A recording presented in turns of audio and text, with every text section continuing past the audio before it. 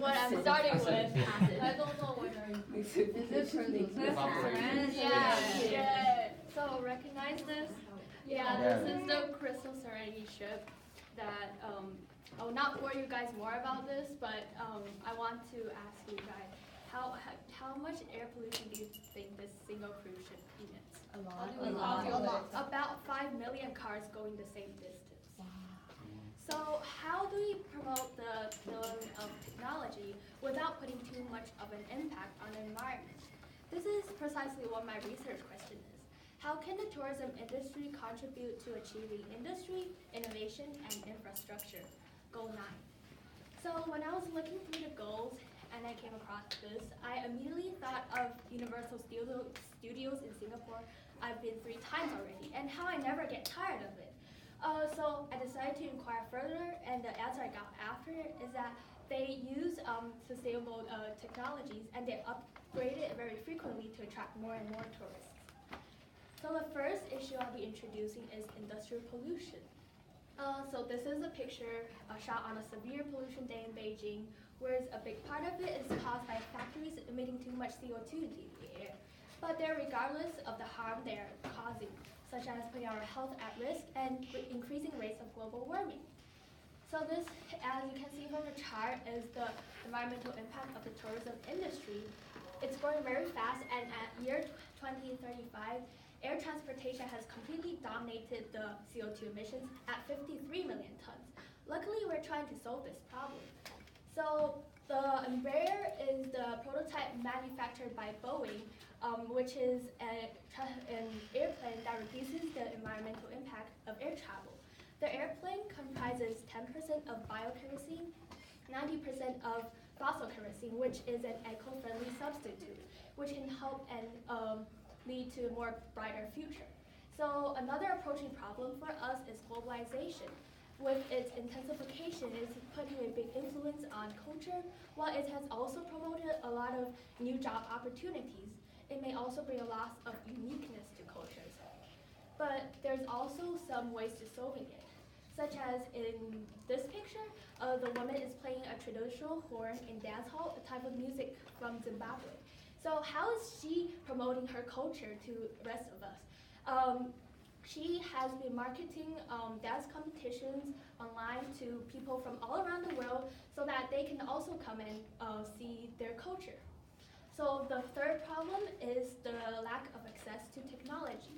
So more than 4 billion people still do not have proper access to the internet, meaning that over half of the world's population is still missing out on the benefits of connectivity, from health all the way to education.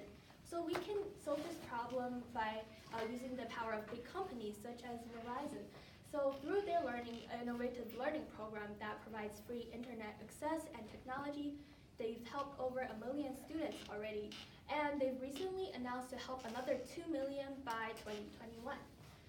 So the last problem regards to this goal would be unsustainable development. This is when people open up tourist attractions irresponsibly through the exploitation of resources that generate waste and pollution. As you can see, a very obvious example can be seen in this picture. So this problem is starting to change by the change of the concept of tourism through the rising of virtual reality. Now you can go to the Arctic without wearing 5 layers of clothing or even leaving your home. So Oculus is a tech company owned by Facebook that makes VR glasses that only cost 1,400 RMB. So nowadays, many people are willing to use their disposable income to go to see the wildlife and the nature because they live in such a modernized world that provides them maybe little to no chances of doing this. So an organization about to introduce it has made a head start on ecotourism. So EcoBnB has won the 2017 UN World Tourism Organization for Excellence and Innovation in Tourism. It's like an innovative startup that offers a range of eco-sustainable accommodations in these places. So if you want your accommodation to join in this, you must have at least 5 of the 10 sustainable requirements, such as energy-saving lights, 100% renewable energy, and other things that you can see, organic food, green building. So I think this can help in achieving this goal because they're actually building and updating their infrastructure of the accommodations with a greater use of clean, environmental friendly, and renewable energy, which can lead to a brighter future and not using much of fossil fuels. I think, why is it relevant to us? I think this program can join together a group of responsible tourists that act for and contribute to the preservation of the environment and at the same time promote the ecotourism. So maybe next time when you go to Europe, you can also stay at an eco B&B as well. So I can also connect this to our WW trip to Inner Mongolia, where the yurts that we stayed in are more environmental friendly than the hotels, though they're less comfortable. So the next steps we could boost ecotourism is by also installing and implementing sustainable technologies in yurts so that it's like as comfortable as a hotel. So how can you take action? I think the most easiest and effective way is just to spread the word. You can educate people by leaving less footprints and only taking photos.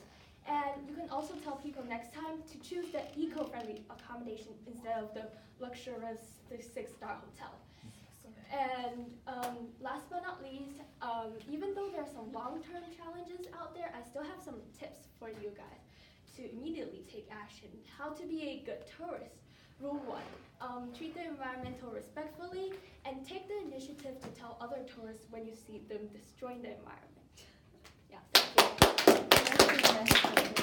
you. Okay, you got 20 seconds to come up with comments for Cynthia. Okay, so Cynthia, don't leave. You have to stay there.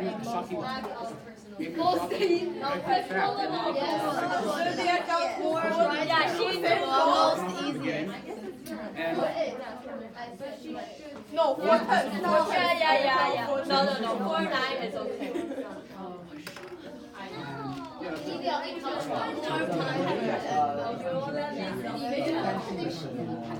You just went like that. Same thing. Also, Andy was not going to told you what to do. Put something in my hair. Okay, so what you said, let's talk about personal connection and also good job.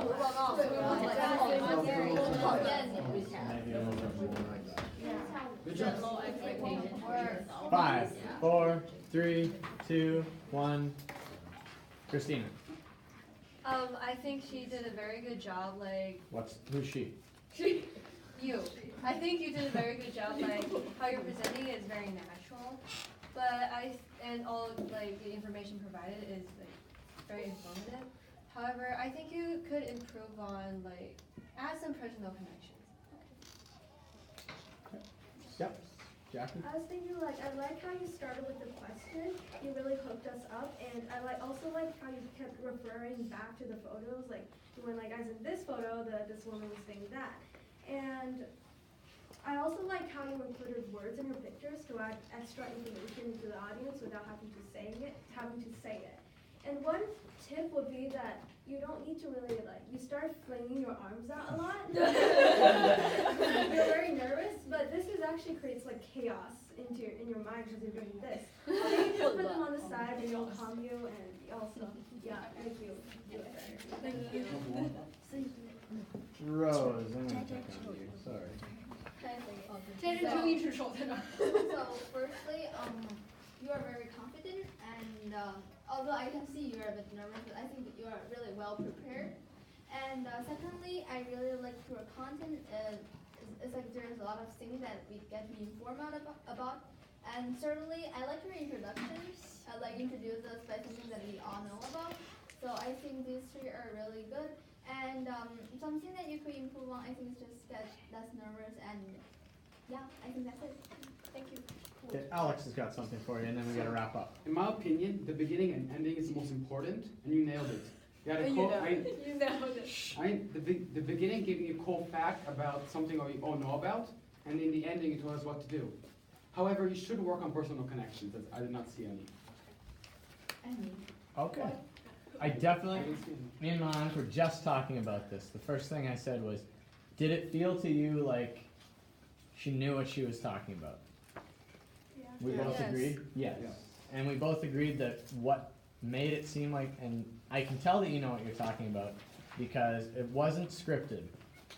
You may have prepared it before, but I believe 100% that you did not memorize the script, because it didn't come across that way.